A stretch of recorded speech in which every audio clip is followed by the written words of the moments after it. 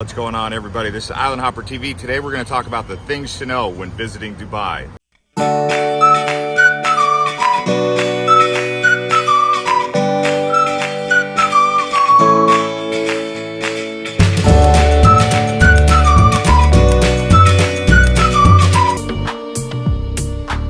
All right, let's talk about the things you need to know when you arrive in Dubai. So you get a visa on arrival. That means when you process through passport control, they stamp your passport, and that's when you get your visa.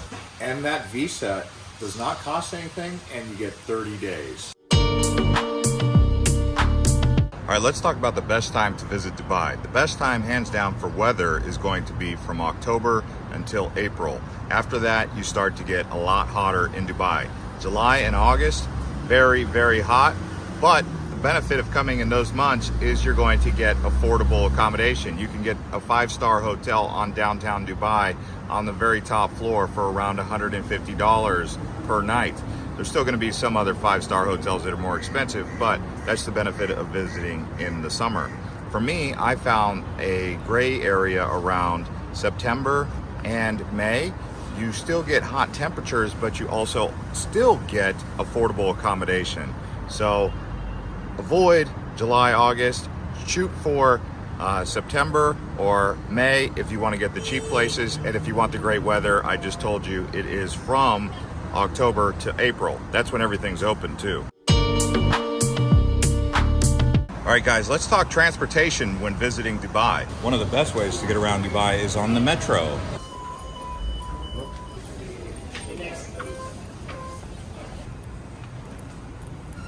And when it comes to riding the actual metro, you have the silver card and you have the gold card. The gold card is a more priority seating. It's like a first class. The silver is more economy, much more crowded. The price difference is about twice as much for the gold than it is for the silver. So there's something you need to know about riding the metro if you want to upgrade your class. This is a different card for the gold card. So I found myself riding around in a lot of taxis in Dubai. They're very easily accessible. You'll find them pretty much right when you step outside the mall or step outside one of the more popular venues. They're right there. Also, when you're riding in taxis, there can be lines. This one here is at the Dubai Mall. We're in a line for a taxi. But as you can see, they do move quickly. There is Uber in Dubai, and I found using Uber has its advantage over taxis in certain circumstances, especially if you're at a destination that's far away. Hailing an Uber is easier than trying to hail a cab, especially if there's no cabs around. If you guys are looking for something cool to do, you could rent a supercar for only 1,000 dirham. For 1 hour? 1 hour. Yeah, for 1,000 dirham, you could be one of those guys cruising around in a Ferrari right there in JBR. And if you want to cruise up and down the boardwalk here, they've got tier scooters, and they've also got another company right here. That one's called Arnab, so you can download the app before you even get to Dubai. All right, next up, let's talk money in Dubai. So what do you need to know about that? Well, the currency is called a dirham, not a dinar, not a lira, not a pound, but a dirham. And 3.70 dirham equal $1 at the current time of making this. Now, another thing to keep in mind is they do accept a wide variety of credit cards in taxis and across the town. Don't worry about that too much because most of these places will accept your cards, even American Express. Most of the time it is Visa or MasterCard, but American Express is accepted about 50% of the time. If you have your debit card, that's going to work almost all of the time wherever you are. But yeah, that's important to know. Having some cash on you also gets you further. All right, let's talk about some facts about Dubai. Dubai has a population of 3.3 million people. 85% of those people are expatriates. They come from Pakistan, Philippines, India, somewhere outside of Dubai. Also, Palm Jumeirah, that is the largest man-made island in the world. When it comes to weather, Dubai only gets around 25 days of rain per year. Also, because it is a desert, where does Dubai get its water? Well, a lot of it comes from the ocean desalination project. So Dubai is actually the largest emirate of 7 in the United Arab Emirates. The official religion here in Dubai is Islam. That's why you'll see many mosques around here. The official language is Arabic, although they do also speak English as a second language quite often. Did you know that Dubai is a city that's only 30 years old? It's been developing innovation and large buildings and communities all across Dubai. Right now I'm standing in Expo 2020, which is actually getting ready to open as Expo City. Another big, massive project that's going to be world-class, drawing people in from all over the world to live, work, and play right here. Very innovative place. You've seen it with Burj Khalifa, you've seen it with Dubai Marina. They're leading the way in sustainability and design and architecture, and that's what makes Dubai really cool. Things like this here in Expo City. And if you look right behind me, you can see the JW Marriott. That's actually the tallest hotel in the world. And this one here is in Business Bay right next to downtown, in case you wanted to book a stay. All right, let's talk about activities and things to do while you're visiting Dubai. First thing you're going to want to know is there's many malls, and the reason there's so many big, huge malls here and indoor activities is because in the summertime, it's excruciatingly hot. People don't want to go out when it's that hot, so they go to these malls like the Mall of the Emirates or Dubai Mall or DMCC Mall. There's so many different malls you'll find, even Marina Mall. Going to the Lost Chambers Aquarium at Atlantis, many water parks across Dubai, as you can see right here. There's so much fun there. The Dubai Eye heading out to Blue Waters, hot air balloon rides in the desert, the top of Burj Khalifa, the tallest building in the world. Look at that view. The Museum of the Future, you can see what's going to be taking place in Dubai. Riding boats across the Madinat, Dubai Creek, Dubai Canal, going to the top of the Palm on Palm Jumeirah. Look at the views up here, 360 degrees. The beaches. There's Les Mer, there's JBR, there's the Glow Garden. Look at this Glow Garden. And so much more. Lots to do in Dubai. All right, next thing to know is let's talk about the accommodation here in Dubai. What are the hotels looking like? What's the Airbnb situation looking like? There's many different areas you could stay across Dubai. Let's talk about some of those more in detail right now. So one of the most popular areas that you may want to stay is in downtown Dubai. We stayed at the Staybridge Suites, which is actually a high-rise tower. We were on the 34th floor. It was a 2-bedroom apartment, fully furnished. It was a luxurious experience with great views looking down, and the pool was also really awesome. This is downtown Dubai. We were in Dubai in September, so this room only cost $120 a night for the 2-bedroom.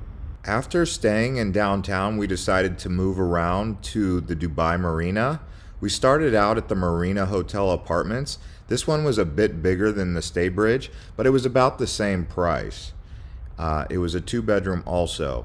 Once we were done with that one, we actually ended up moving to a little bit more affordable apartment that was under $100 a night. It was also a 2-bedroom in the Marina area.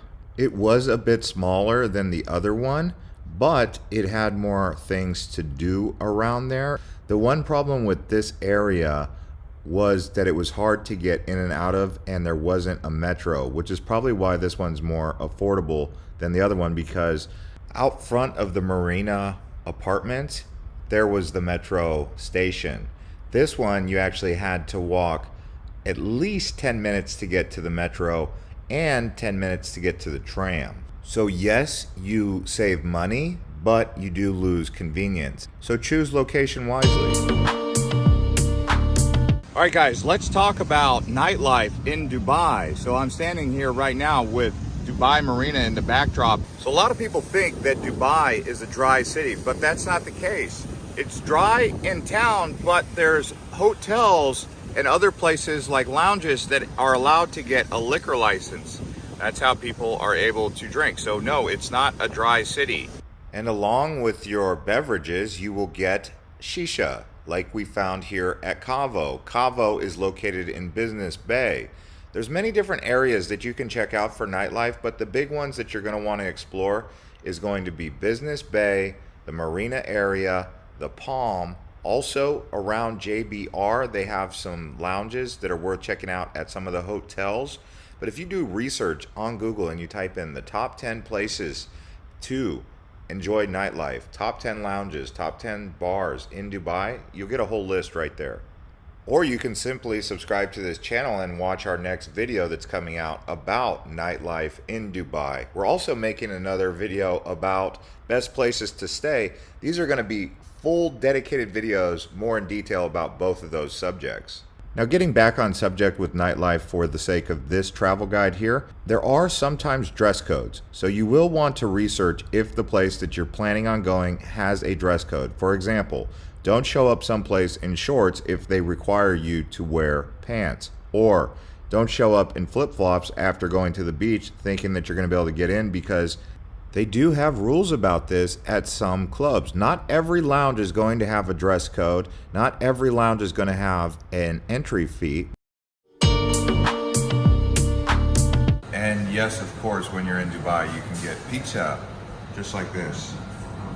Yeah, and it's not just pizza. You can get any type of cuisine. I mean, I ate at Cheesecake Factory while I was there. I had TGI Fridays. I had Tony Roma's.